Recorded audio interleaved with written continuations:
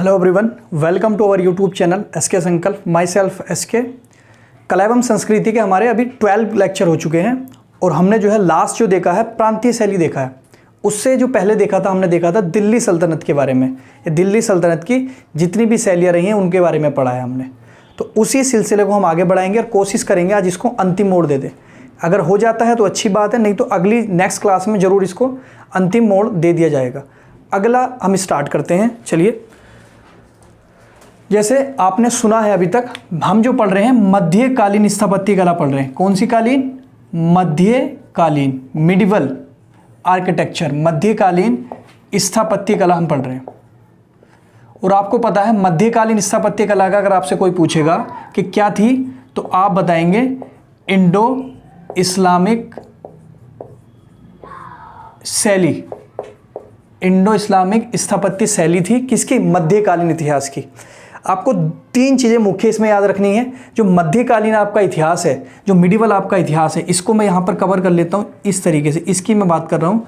मध्यकालीन इतिहास में तीन आपकी चीज़ें हैं। वो है आपकी मेन आपकी दिल्ली सल्तनत, दिल्ली सल्तनत जो आपने पढ़ ली है।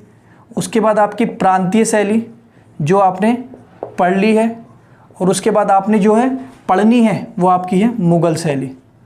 कौन सी शैली? मुग़ल शैली।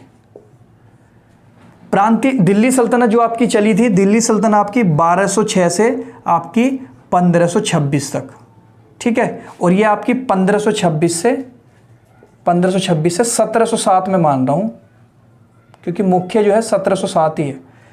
1206 से 1526 या फिर 1526 से 1707, इसी टाइम पीरियड के दौरान ही ये भी हो रही थी। मतलब कि इसका अगर आप मोटा मोटा मानोगे आप तो 1206 से 1707 ये पूरा एक तरीके से पूरे टाइम पीरियड में चलती रही है।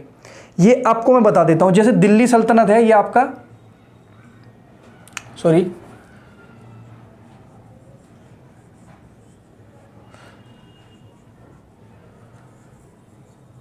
मैं ऐसे ही बना रहा हूँ सिर्फ समझाने के लिए।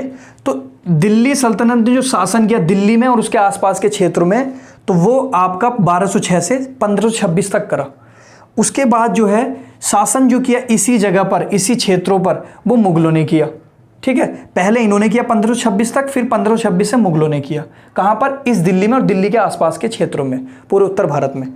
प्रांतीय शैली जो है ये प्रांतों के लेवल पर है। बंगाल, जौनपुर, बीजापुर या पठान या मालवा, तो ये आपकी हर टाइम चलती रही है। 1200 में भी, 1300 में भी, 1400 में, 1500 में, क्योंकि प्रांत लेवल पर है, ये केंद्र लेवल पर नहीं है। केंद्र लेवल पर ये दो शक्तियाँ रही हैं मेन मध्यकालीन में। एक तो दिल्ली सल्तनत रही है, एक मुगल शैली रही है। हमें जो है ये भी पढ़ ली है, ये भी पढ़ ली है। आज हमें मुगल शैली पढ़नी है। तो मुगल शैली जो पढ़नी है, आपको पता है मुगल शैली पर भी किसका इफेक्ट होगा? इंडो इस्लामिक का। इस पे भी किसका था? इंडो इस्लामिक का। इस पे भी किसका था? दिल्ली इंडो इस्लामिक का। तो मुगल शैली की जो इंडो इस्लामिक शैली है उस पर जो इफेक्ट पड़ा है वो तो पढ़ेंगे, लेकिन इसके जो पर्टिकुलर राजा थे या पर्टिकुलर शासक थे, मुगल शासक थे, उनका भी एक रुचि अनुसार जो है अपनी भवनों में, महलों में कुछ ना कुछ प्रभाव या इफेक्ट देखा गया होगा। तो मुगल शैली में कुछ शासक हुए हैं जो आपको याद रखने पड़ेंगे। BHAJSA, मतलब कि बाबर, हुमायूं, अकबर, जहांगीर, शाहजहां और आपका अंतिम औरंगजेब जो महत्वपूर्ण है। ये इसका बेटा है, ये इसका बेटा है, ये इसका बेटा है, ये इसका बेटा है, ये इसका बेटा है, ठीक है। ये इसका पिताजी है, ये इसका पिता, ये इसका पिता, ये इसका पिता, ये इसके पिता। समझ गए होंगे ना आप? तो ये आपकी एक क्रम है। तो इसी को इसलिए क्या बोल देते हैं? भजसा बोल देते हैं।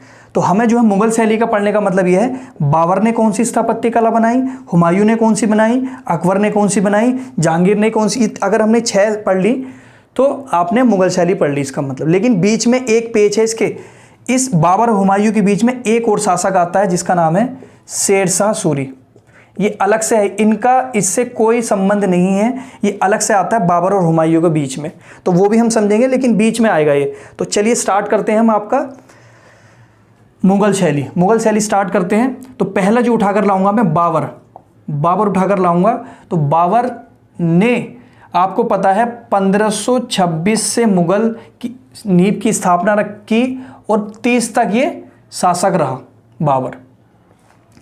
इसके टाइम पीरियड पे कोई खास उपलब्धि नहीं है मुगल शैली की कि बहुत ज़्यादा याद रखने वाली चीज़ है। आप बाबर को इतना नहीं जानते होंगे जितना शाहजहाँ को, अकबर को जानते होंगे।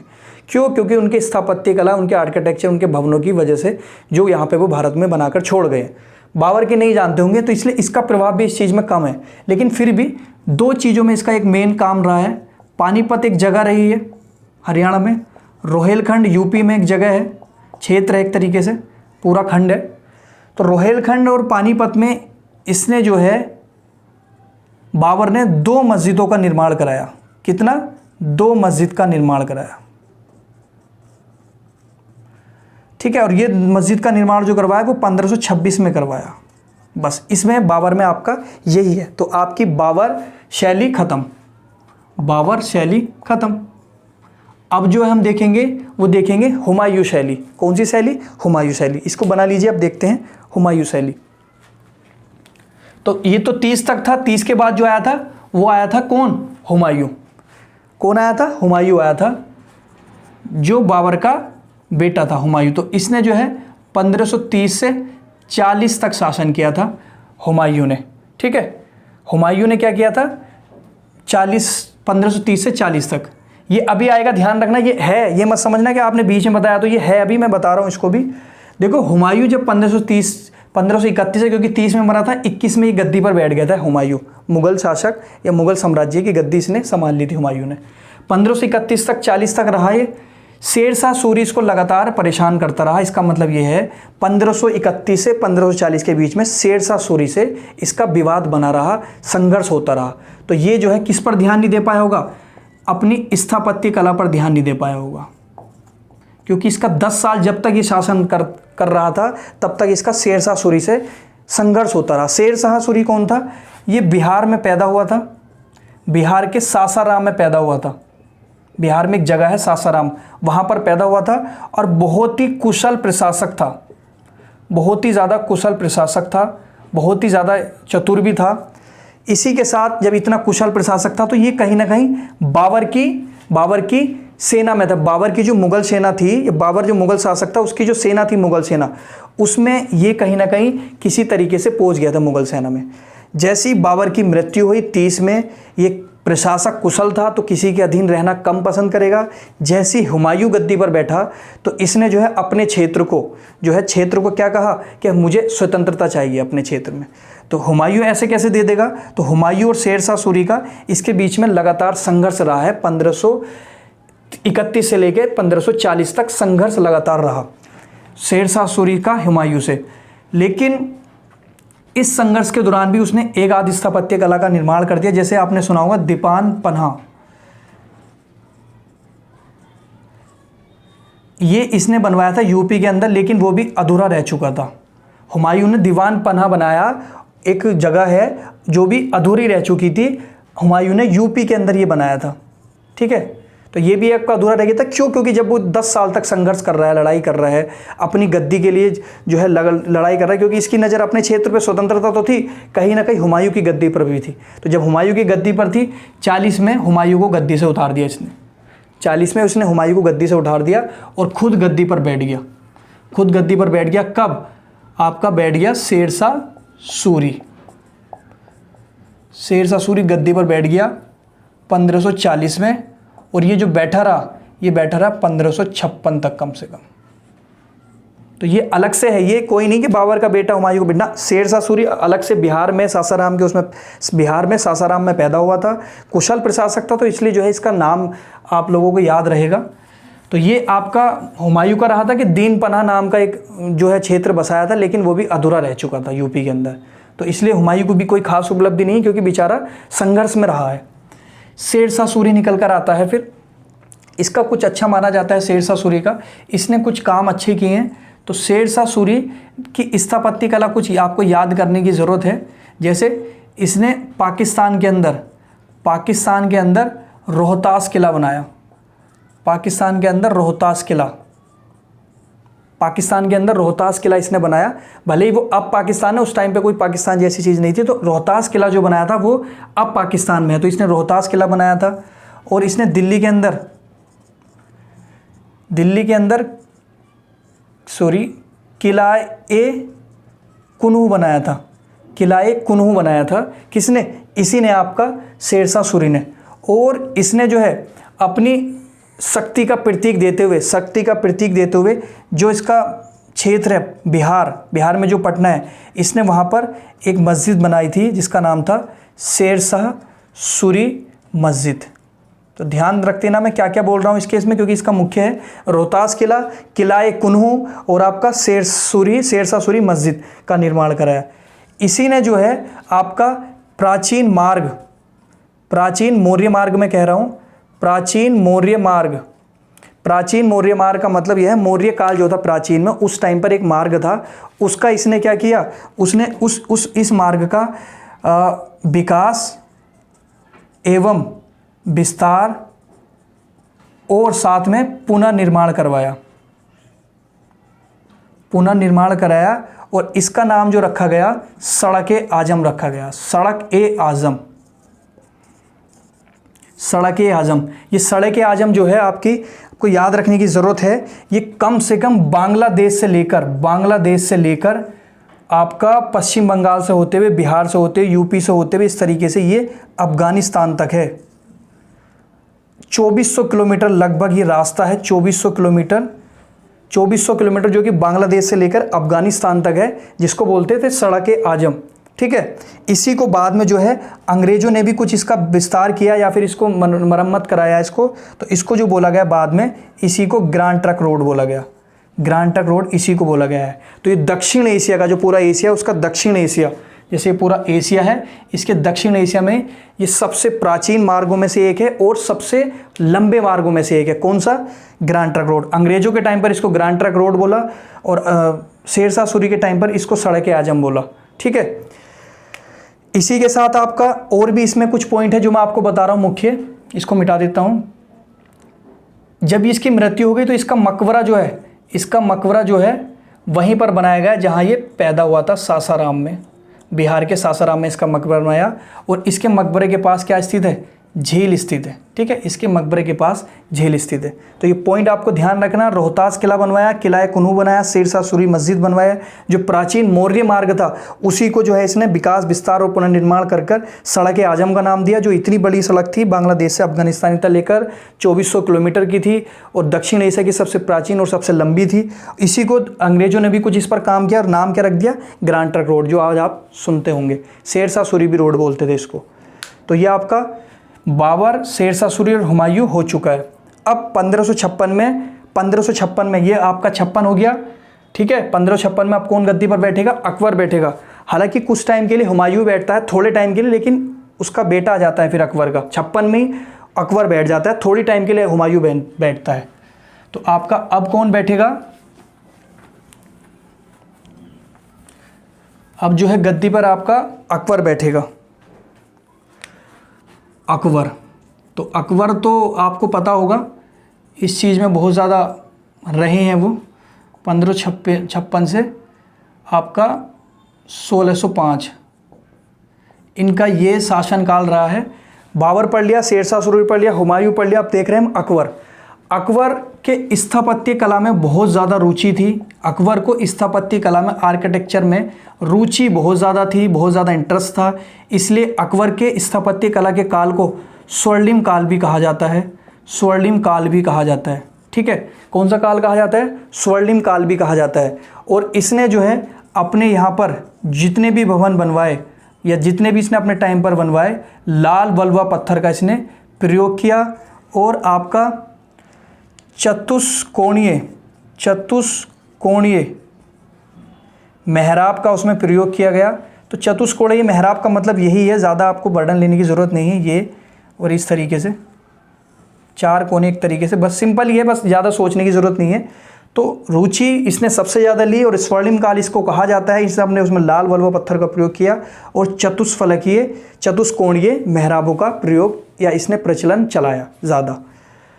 अभी इसमें मेन पॉइंट पढ़ते हैं। ये तो मैंने आपको ऊपरी तौर पे बताया है। इसके जो है आपके मेन पॉइंट देखेंगे आप, मेन पॉइंट देखेंगे। मेन पॉइंट कौन कौन से हैं, तो मेन पॉइंट देखना स्टार्ट करते हैं। आगरा का किला, ठीक है, इसका जो है आगरा का किला जो है सबसे मेन है, आगरा का किला। तो आगरा का किला कहाँ पर होगा, आगरा का किला आगरा में ही होगा, आगरा का किला आगरा में ही होगा। तो आगरा का किला इसका जो है प्रथम निर्माण कार्य था, आगरा का किला इसका प्रथम निर्माण कार्य था, प्रथम निर्माण कार्य। अब इसने आगरा का किला बसा दिया, भले ही ये पूरा आगरा का किला मैंने मान लिया प्रथम निर्माण कार्य था इसका, लेकिन इसके अंदर बहुत सारी संरचनाएं, क्योंकि बहुत बड़ा किला है, छोटे नहीं होते थे कि बस एक एकड़ में बना दिया, बहुत सारी एकड़ों में होता था ये। और इसके अंदर जो बहुत सारी संरचनाएं मिलती हैं वो शाहजहाँ की मिलती हैं, बहुत सारी संरचनाएं जो मिलती हैं वो मिलती हैं शाहजहाँ की आपको।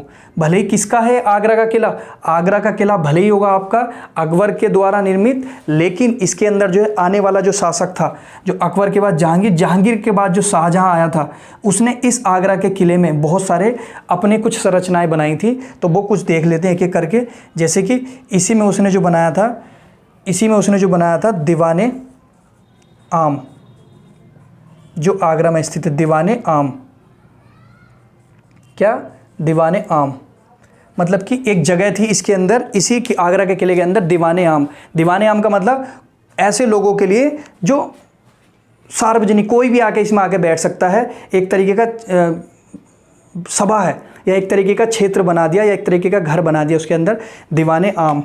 इसी तरीके से आपका इसी में दीवाने खास बनाया, दीवाने खास। तो दीवाने खास जो है हर किसी के लिए, लोगों के लिए नहीं होता था, ये सार्वजनिक था और ये आपका प्राइवेट था, ये आपका सार्वजनिक था और ये आपका प्राइवेट था। दीवाने आम ये भी यूपी, इसमें आपके आगरा के किले में स्थित था, और दीवाने खास ये भी इसके अंदर स्थित था। तो ये क्या थे, प्राइवेट लोगों के द्वारा, मतलब खास लोगों के द्वारा इसको यूज़ किया जाता था। ये दीवाने आम सभी लोगों के द्वारा यूज़ किया जाता था, ठीक है। इसी में आपके कुछ और पॉइंट देखने हैं। आगरा का किला ये है, इसमें दो चीज़ें हमने देख ली हैं।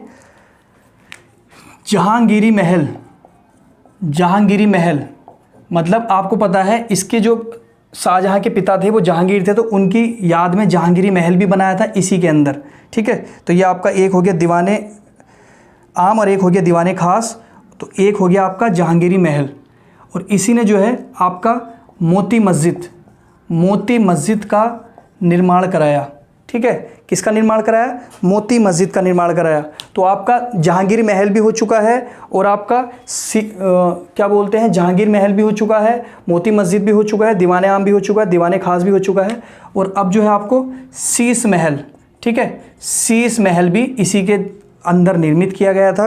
तो ये 5 ऐसी जगह हैं जो आपके आगरा के किले में निर्मित की गई थी। कहाँ पर, आगरा के किले में निर्मित की गई थी। तो एक बार फिर देख लेगा, दीवाने आम, दीवाने खास, जहांगीरी महल, मोती मस्जिद, शीश महल, सब आगरा के जो किला था अकबर के द्वारा जो बनाया गया था। आने वाला जो शासक था शाहजहाँ, उसने इसी आगरा के किले के अंदर कुछ संरचनाएँ बना दी थी, क्योंकि आगरा का किला बहुत बड़ा था, छोटा नहीं था, बहुत बड़ा था, ठीक है। तो अभी आप सोच रहे होंगे कि इस हिसाब से आगरा का किला ही बनवाया है किसने, आपके अकबर ने, बाकी तो कुछ बनवाया ही नहीं। तो उसके काल स्वर्णिम काल कैसे हो गया। मैं मानता हूँ अभी आगरा का किला है, लेकिन अभी और भी चीज़ें हैं जो आप मुख्य देखेंगे। तो वो मुख्य आपकी क्या है, इसको बना लीजिए। अगला जो है फतेहपुर सीकरी देखते हैं, ठीक है, फतेहपुर सीकरी। तो वो भी आपका आगरा से रिलेटेड है, आगरा से रिलेटेड है। तो आगरा में ही आपके फतेहपुर सीकरी का निर्माण करा है। आपको किस पॉइंट, किस में लिखना है, ये भी आपको इसी में लिखना है, अकबर द्वारा निर्मित फतेहपुर सीकरी नगर बसाया, फतेहपुर सीकरी नगर बसाया, ठीक है। और इस नगर के अंदर कुछ प्रमुख स्थल बनाए उसने, कुछ प्रमुख स्थल बनाए। अगर आप आगरा जाएंगे तो आगरा के पास ही एक नगर है जिसका नाम है फतेहपुर सीकरी, बहुत अच्छी जगह है, उसमें कुछ प्रमुख स्थल है। आइए उनको देखते हैं, जो अकबर द्वारा निर्मित है। किसके द्वारा निर्मित है, अकबर द्वारा निर्मित है। तो यहाँ पर आपका पहला पॉइंट जो देखेंगे, पहला पॉइंट जो देखेंगे, यहाँ मैं इसको बना देता हूँ, शायद उधर दिख नहीं रहा होगा आपको।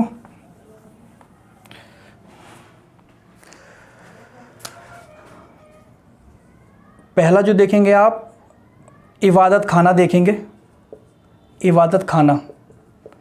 ये आपका इबादत खाना भी अकबर ने बनवाया था। इसमें जो है बहुत सारे धर्म के, एक धर्म के नहीं, मुस्लिम धर्म के ओनली नहीं, बहुत सारे धर्म के लोग बैठकर जो है क्या करते थे, डिस्कस करते थे। क्या करते थे, धर्मगुरु बहुत सारे बात करते थे इस इबादत खाने में। तो आपका क्या है, इस तरीके से अकबर का कैसा रूप दिखता है, सहिष्णु रूप दिखता है कि एक इबादत खाना था जिसमें सभी धर्मों के धर्मगुरु आके जो हैं बैठते थे। इबादत खाना हो गया आपका। और इसी के साथ आपका दूसरा हो गया पंचमहल। क्या हो गया, पंचमहल। तो ये आपका पंचमहल था जिसमें 5 मंजिलें थी। पंचमहल था जिसमें आपकी 5 मंजिलें थी, 5 मंजिलें थी। और ये जो बनाया गया होगा ये स्तंभों के द्वारा बनाया था, ठीक है, ओनली स्तंभ। जैसे फॉर एग्जांपल अगर मैं आपको समझाऊं तो ये आपकी 5 मंजिल हो गई।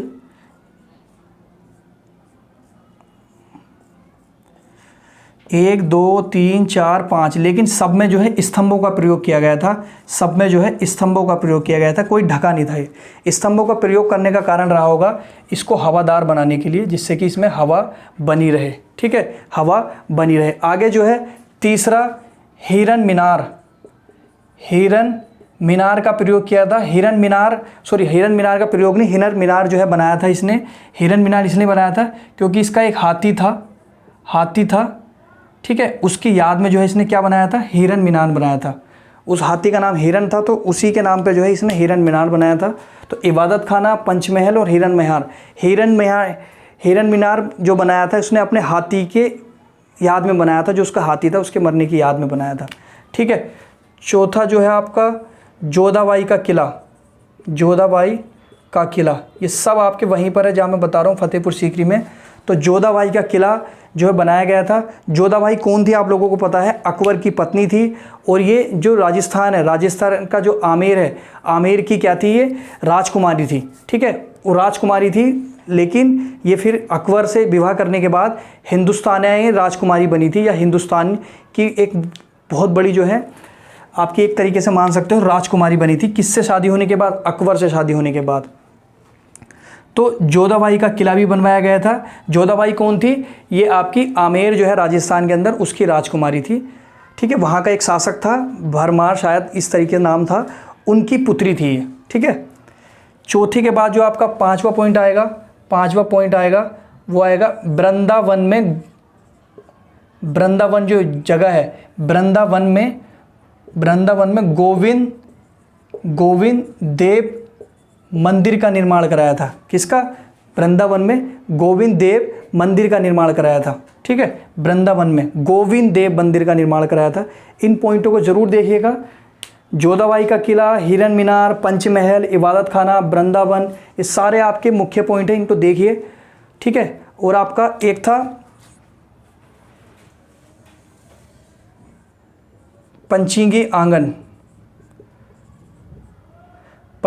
आंगन, ठीक है। एक और था पंचमी आंगन। इसमें जो है अकबर जो है बैठकर क्या खेला करते थे, शतरंज खेला करते थे, ठीक है। क्या खेला करते थे, शतरंज खेला करते थे। कौन, अकबर। पंचमी आंगन था एक जिसमें अकबर जो है शतरंज खेला करते थे। और जोधाबाई का जो किला था ये फूलों के द्वारा चित्रित था, मतलब कि फूलों के द्वारा बड़ी खूबसूरती से एक तरीके से बड़ा अच्छे तरीके से सजा हुआ था, ठीक है। हिरन मीनार आपको हाथी के उसमें याद में बनाया गया था। पंचमहल जो है आपका हवादार था, स्तंभों पर निर्मित था ये। इबादत खाना सभी धर्मगुरुओं के उसमें आकर बैठते थे। वृंदावन में जो है गोविंद देव मंदिर का निर्माण कराया था। तो ये कुछ मुख्य आपके पॉइंट है जो आपको याद रखने हैं, ठीक है, कुछ याद रखने हैं आपको। एक पॉइंट अगर आप और लिखना चाहो इसमें, बुलंद दरवाजे का निर्माण भी आपका इसी फतेहपुर सीकरी में अकबर ने करवाया था। बुलंद दरवाजे का निर्माण, ठीक है। बुलंद दरवाजे का निर्माण आपका ये जो है गुजरात की विजय पर, गुजरात में एक अभियान चलाया था अकबर ने, उसकी विजय में बनाया था, उसकी विजय उत्सव में बुलंद दरवाज़ा, ठीक है। तो बुलंद दरवाजे का निर्माण करवाया था। 40 फीट इसकी ऊंचाई थी दरवाजे की। और ये विश्व का सबसे ऊंचा प्रवेश द्वार था, ठीक है, विश्व का सबसे ऊंचा प्रवेश द्वार।